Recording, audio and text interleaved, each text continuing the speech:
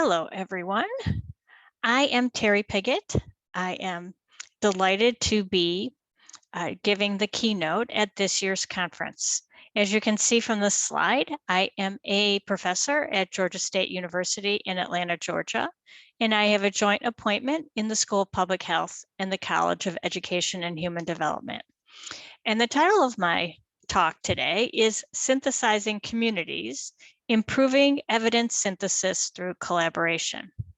And what I want to do today in our short time we have available is to talk a little bit about my career, my 30 plus years in evidence synthesis and meta-analysis, and to share with you a few of the key learnings that I've had in my work, particularly my work through collaborating with others who are also working on evidence synthesis. So let's start at the beginning.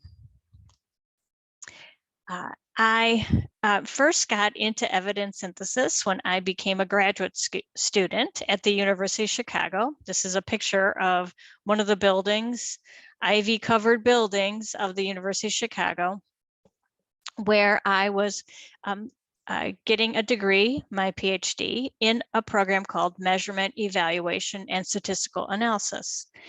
And when I first got to the University of Chicago, I was, of course, assigned an advisor. And that advisor was some guy named Larry Hedges. Those of you might know who Larry Hedges is. Those of you who don't, if you do any work in evidence synthesis and use the standardized mean difference as an effect size, there is an effect size called Hedges G. That's Larry Hedges. Hedges G is a small sample correction for a standardized mean difference. At any rate, the first thing I did when I arrived at the University of Chicago was help Larry and his advisor, Ingram Olkin, edit and do all the examples for this book called Statistical Methods for Meta-Analysis, which was published in 1985. I was there, I guess, at the beginning, at least at the first book. The first book that I know of published about meta-analysis. From there, I had my first publication was a systematic review, or meta-analysis in that case, on group-based mastery learning programs in education. I was working with a researcher named Thomas Guskey, who did a lot of work on professional development of teachers in schools. And so this first article in 1988, as you can see here, uses meta-analysis to look at 46 studies on group-based mastery learning. As you can see, if you might be wondering why the screenshot of this paper looks so weird, it's because this was, again, pre-PDF. So this is a scanned version of my paper that is how you can access it to this day. At any rate, since 1988, I've been involved with a number of organizations devoted to evidence synthesis, most notably the Campbell Collaboration. I've been involved since the beginning of the 2000s, probably since about 2005. If you don't know the Campbell Collaboration, it is an interdisciplinary organization devoted to the conduct and the use of systematic reviews in a wide range of social science areas, such as education, criminal justice, international development, social welfare, and other related areas. I've also been involved, and you can see the little bit of the logo there, with the Cochrane Collaboration through my work in the Campbell Collaboration. I've gone to and interacted with many researchers in Cochrane and participated in meetings at the Campbell Collaboration and joint meetings between Campbell and Cochrane. I'm also a member of the Society for Research Synthesis Methods, again, an international and interdisciplinary society for people who are interested in new methods and developing methods for evidence synthesis and meta-analysis. And I currently serve as the co-editor-in-chief of the journal research synthesis methods. All that to say that one of the themes that threads through all of my work has been collaborations, has been working with others who are doing this, who are trying to improve evidence synthesis as a whole. And when I think about my own role in this work, in this effort to improve the way we synthesize evidence in a variety of fields, I think about myself as an in-between, as being in between, sort of the translator of new methods from my more statistical colleagues to the practice of evidence synthesis. In my work with others who are trying to apply these methods. At first, as you can see, the beginning of my career was sort of as a translator of Larry Hedges' work, applying it as soon as I learned how to do it. But in my teaching and in my own research, I have come to understand the critical importance of collaboration for moving this field forward. And so let me share some of those key things that I've learned in my work in meta-analysis and in evidence synthesis. I found that I must interact with colleagues outside of my discipline who are using and applying systematic review and evidence synthesis techniques to their context. Now, I'm not saying that this has been an easy task throughout my career.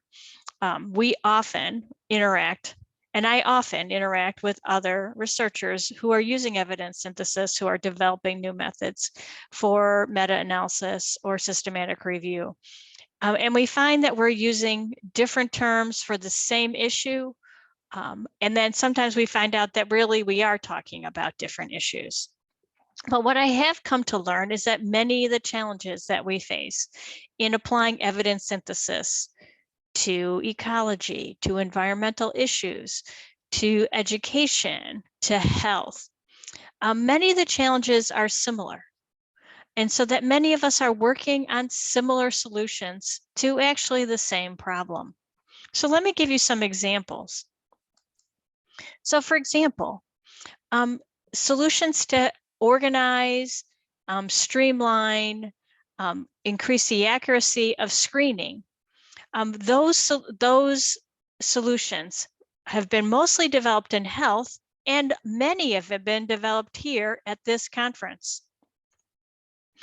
But social scientists have gone ahead and adapted those solutions. So we haven't had to create our own solutions. We've been able to borrow across. I'm not sure, and I see a lot of times in my teaching of systematic review and evidence synthesis methods in my own discipline, that many of my colleagues are not familiar with the solutions that have been developed and tested among people outside of the social sciences. And so it's so important that we understand, the solutions, that are being developed for similar problems across our different disciplines. And a second example I have is one of a paper that, of some work that I've done. And I distinctly remember probably many years ago, sitting in a room with my colleague, Jeff Valentine, listening to some Cochrane colleagues talk about this challenge that they face called outcome reporting bias. So we were listening to a paper, I think actually about this, and we were listening to researchers talk about this exact paper I have listed here, outcome reporting bias in industry-sponsored trials of gabapentin. We were listening to them talk about how they compared the number of outcomes that were measured and in primary studies on gabapentin, and they compared those outcomes that were registered in a protocol to the outcomes that were actually reported in a published study. And I leave it to you to find out what they, to read this paper and find out what they found. But let's suffice to say that there were a lot of outcomes missing in the published papers that were allegedly gathered in the protocols. And as Jeff and I were sitting at this meeting, listening to a problem that was not in our own area, we began to think, well, I wonder if this occurs in education. And I wonder how we can study an issue like that, given that we are in a context that doesn't have a strong history of publishing protocols.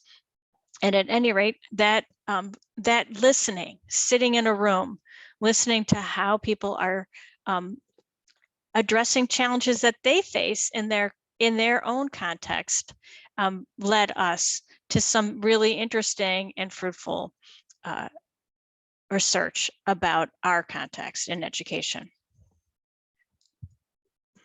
So a second thing I've learned through my work in evidence synthesis is how important it is to work on a team that is doing evidence synthesis. Evidence synthesis, as I think everyone who's listened to this talk knows, is a team sport. No single researcher could ever possibly have all the expertise needed to complete a complex synthesis on their own.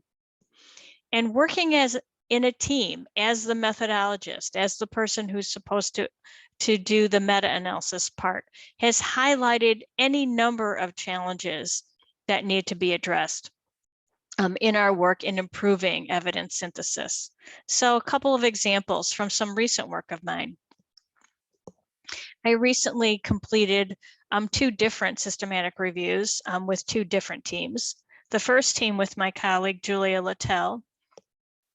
This particular systematic review is published in the Campbell collaboration, and it's looking at the effectiveness of a strategy called multisystemic therapy for youth aged 10 to 17.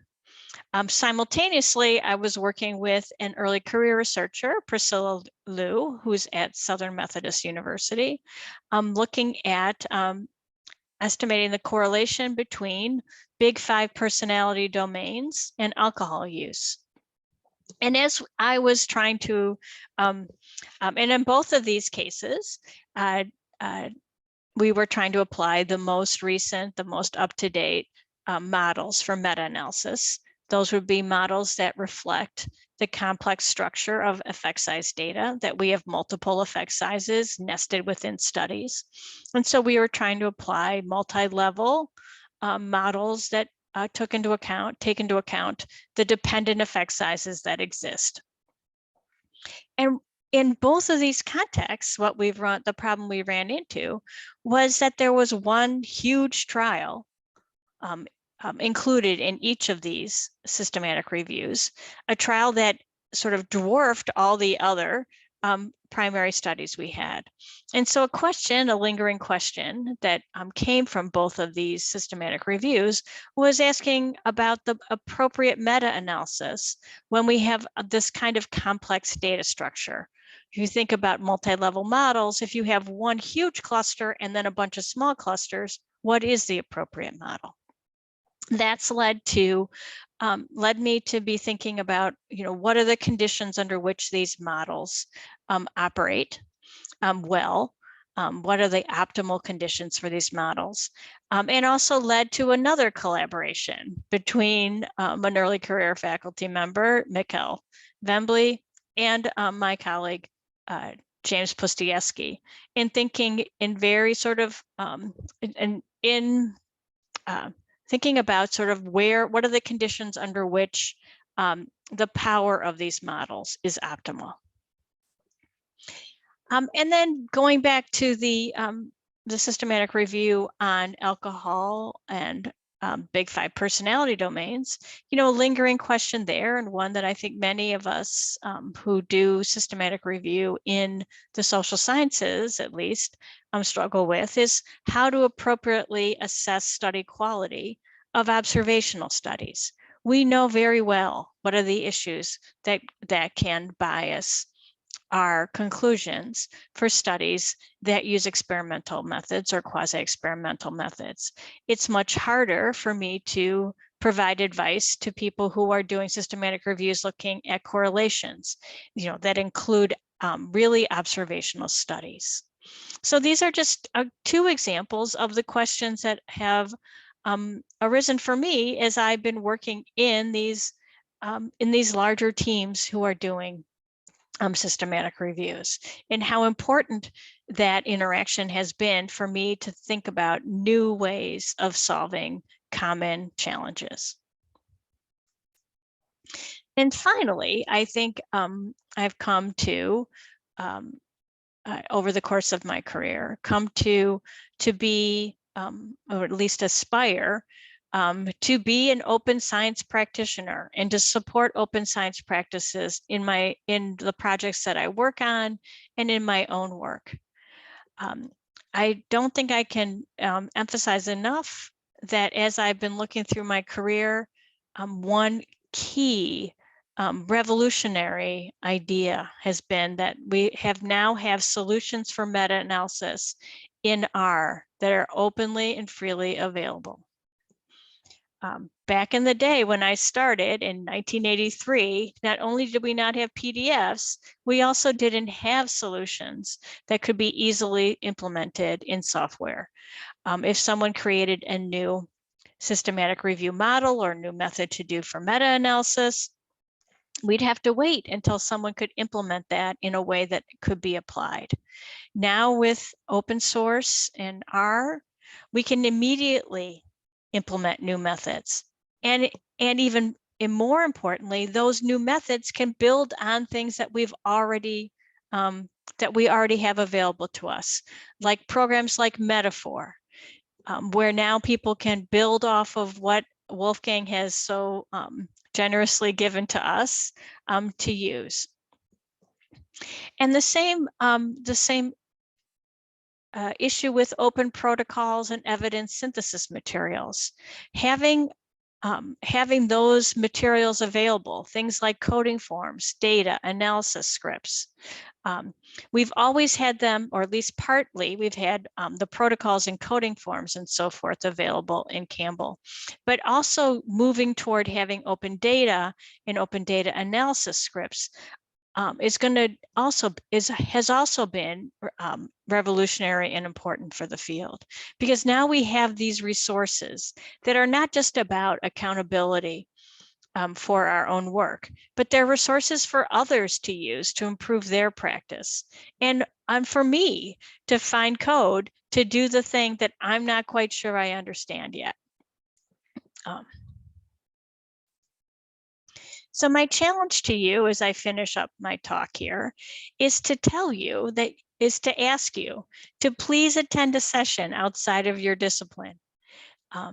Think about how that work from someone outside your discipline could relate to the challenges you face in evidence synthesis, and how those interdisciplinary collaborations can help us move the field a little bit forward, and how we can find ways to improve the way we synthesize evidence and the tools we have to help others to do that. Collaborations have been key in my work. They have inspired me, as I've shown you, many different projects, and also have been fun and continue to make me think about all the different ways that we can improve what we do. So in that light, I just wanted to thank a couple of collaborators of my own, new and old or older. On the right, there's a picture of my current collaborators. They work on my team at Georgia State. On the left is Jay Morris, on the right, Kamal Middlebrook. Then the picture on the left are my always collaborators, I might have to say. Josh Polanin on the left, Beth Tipton in the middle, and on the very far right, Ryan Williams.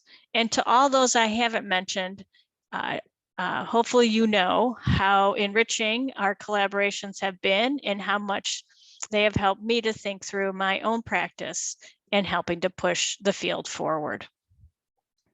So thank you for listening. You can contact me at tpigott@gsu.edu. and my Twitter is @Terri Pigott. Have a wonderful conference.